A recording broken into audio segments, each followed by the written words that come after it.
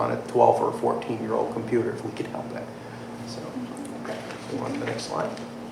So, really, we've started to provide the test practice opportunities for our students. About 2 weeks ago, a letter went out to all parents so that they could try the website at home with their child.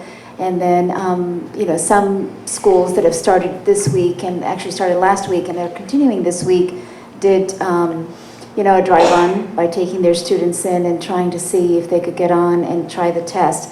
So, in addition, I think the volunteer pilot testing that SBAC was about to do was much oversubscribed, and so they've actually opened it up to everybody. They will be providing some opportunities for all schools, all kids throughout the summer to be trying out these tests. So we're pleased about those opportunities. As I said earlier, we're looking and working very hard to align our curricular with Common Core and the National Educational Technology Standards. That is learning, helping kids learn specific tasks. At this grade level, you should be able to do X. Work with a keyboard, work with a mouse, that type of thing. And so we're spending a great deal of time and thought on how do we get ready to get there so that the kids are going to be prepared. Part of that is monitoring the technology needs and the readiness of the IT department to make that all happen. And this was a real wake-up call for us because we really, 24 computers with a school that has to have 3,000 test starts, it just isn't really practical. And so we're going to have to start thinking about, well, how do we get our technology ready? And we have a year or two to get there, and that's good. And as I said earlier, we have our back infrastructure in place, so that's a huge weight off of our shoulders. And so we're going to be able to move forward, I think, a little more practically with regards to the type of testing environment that we're going to need, keyboards and laptops and those types of things. And then the other piece, of course, is over the next few years is really taking a hard look at our budget and thinking about, okay, these are our needs and these are the types of technology that we're going to have to add. And I think I've spoken to you folks more than once on the need to continue to increase our laptops and computer supplies to replace some of the older units, and this is a very good reason why we're going to need to do that. Very good. And Mr. Lamoy and I have actually met with each of the schools, key individuals who have been identified as the school coordinators for those schools, as well as the test administrators, and really working hard to maybe pair up one of the IT folks with each of the schools. So they were actually deployed to each of the schools to start to set up all of the student information which had to be uploaded. And I really have to thank Mr. Lamoy and everyone who worked very hard to get that going right away. So the folks that are in each of the schools are making sure that they're sort of on call, I suppose, we've got their cell numbers, and if we run into a snag, the proctors or the school coordinators are quick giving them a call in addition to contacting Mr. Lamoy and myself. So that part of it, I think we're really fine-tuning. And we will continue to keep our parents and the community informed. We will send out, as soon as we have more information about the Common Core State Standard Practice Test, we will certainly send out the link for students to be practicing at home prior to the administration of the test late in April and early May. Thank you. Thank you. We wanted to be available for any questions if you have them. The simulation has provided us with a tremendous amount of learning. Thank you for your report. We have a lot of information here. Are there questions? Ms. Bush? Yes. Please hold the mic close. It looks like you're prepared for the hardware part of it. One of my concerns is you have students, first graders now, that are going to have to be very good typists. And my concern is that you have to make sure that they have time to get used to, just like we did in high school with our little typing classes on the typewriter.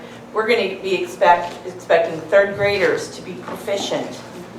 And so I'm hoping that you have also started in, just for an example, my second graders go into a computer lab 3 times a week for 15 minutes with a little one of those, the copy paper boxes with the little hole cut out and their hands slide in. And we practice with typing only 15 minutes 3 times a week. And that's preparing them to be ready. And I want to make sure that that's going to be a huge component when it comes to it. So is that in place as well? Absolutely. It's one of the things that we've spent a great deal of time talking about in terms of keyboarding, and does it still have a place in grade schools. And the big change for us is to really begin to put technology in at those grades 1 through 3 and have it become part of the curriculum as it is within the Common Core and the NETS standards. At certain age levels, they need to be able to accomplish the following. And so we're really using those as our guide in terms of where kids should be at. The piece that we're working on is making that change into the curriculum so that the kids are, if we put 5 computers in a classroom, the kids are going to need to rotate, the teacher's going to have to alter her curriculum so that those kids can get at those stations. So it's going to become part of the curriculum rather than just a component where you send them off to a lab and show them basic typing. And I've talked about this a great deal. When I was in high school, I had one typing class, and it was on a manual typewriter. I can type 120 words a minute if I want to.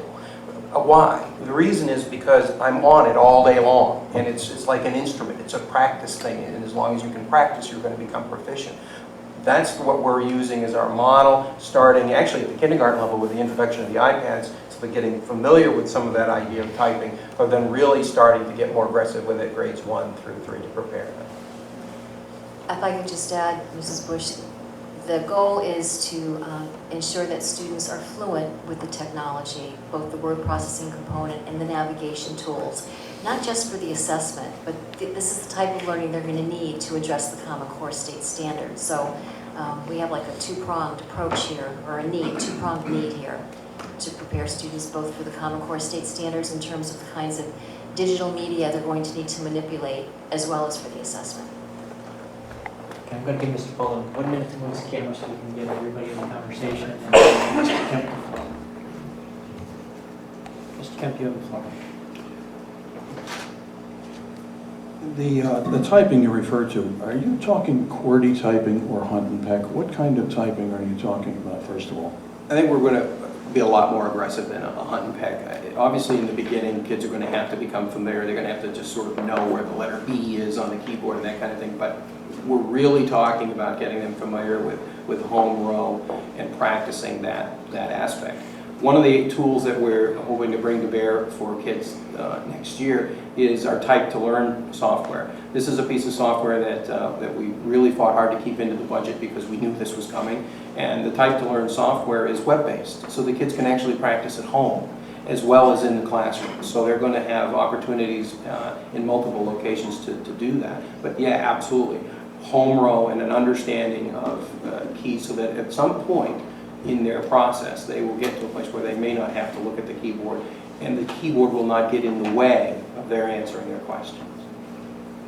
These are fine motor skills beyond my comprehension that a kindergartner, first, second grader could perform. I just do not understand how they're going to master that anytime soon, and I worry that if the state is expecting compliance to Common Core testing through that method, that not only Vernon students, but everyone else in the state is going to have a problem with their students manipulating at that level at all. I just don't understand it, so that's me. I'd like to ask several other questions. Are these tests being administered statewide? You said Vernon is doing this in the spring. To what extent in the state is this kind of test being administered? I don't know about Connecticut, but basically I think nationwide about 1.2 million students will be taking these tests. We were selected first, actually we were not selected for the scientific pilot, and we volunteered to pilot the test in our district. And about 3 to 4 weeks ago, we got notice that if we are willing, that they will move us over to the scientific pilot, which is what we wanted. We wanted to get some feedback as a district or in the state. We wanted to be totally participative in the test. The volunteer pilot was not going to give us the intensity of the practice. So we were pleased that all 7 schools were involved in this pilot. Statewide, I'm not sure. I think I'm not sure everyone was selected in Connecticut. Not all the districts in Connecticut were selected for the scientific pilot, so we feel lucky. All right, thank you. How long is the test? The test could last anywhere from 2.5 hours to 3 hours.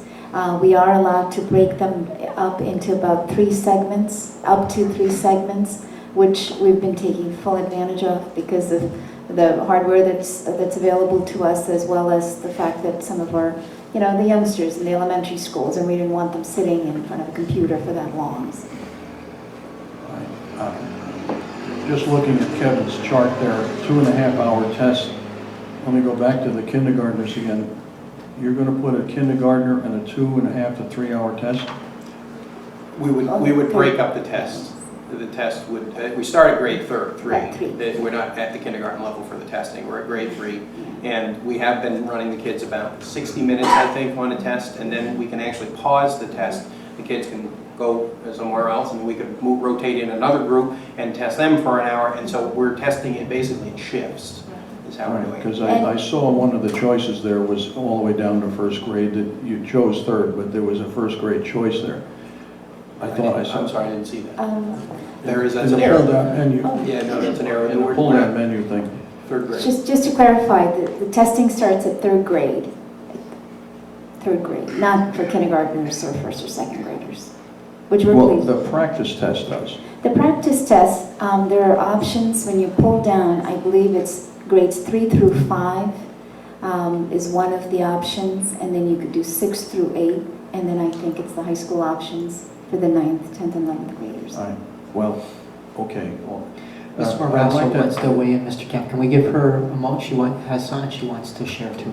I just wanted to respond to your question, Mr. Kemp. Regarding the Common Core practice assessment, as of last week, we were informed that we were one of 130 districts in the state participating in the Common Core practice assessment, and more districts were coming on board. So I would imagine that every district in the state of Connecticut will be participating in that simulation. All right, thank you. The timeline for implementing the test was from April 22nd to May 17th. I missed the part where you might have shared with us when the results come in. We're not going to get results, it's a pilot, it's a practice test. I'm not sure that we are going to be provided with results for particular students. We might get district feedback, and for us it's more to test our own readiness, to see how we're aligned, what sort of curricular implications we might have in our classrooms. I would say those are the benefits. And then Mrs. Marasco. That's correct. Our students will not be receiving any individual feedback, nor will the district receive individual feedback on student performance. In the Smarter Balance Assessment Pilot Test, we are testing items to assess students' ability to manipulate the new computer-assisted vehicle. And for the Common Core Practice Assessment, we will get some feedback on our district's readiness for the implementation of the Common Core state standards, but that feedback will come district-wide. Let me try to pull apart what you said there. Some of it was to test the kids' ability to do the function of being tested. I got that part. It didn't say that here, but that's okay. But it does say here how it will give us an indication of how well the students are learning the content aligned to CCSS. So it is supposed to be, according to this, an indication of how well they're aligning. And that feedback will come back to us in the aggregate, in summary. When do we get the results then? We haven't talked about that yet. Well, if it's anything like some of the testing the state administered This is previously, the one, state, so. one of their hangups was the inability, you recall, to get results back to the districts at all.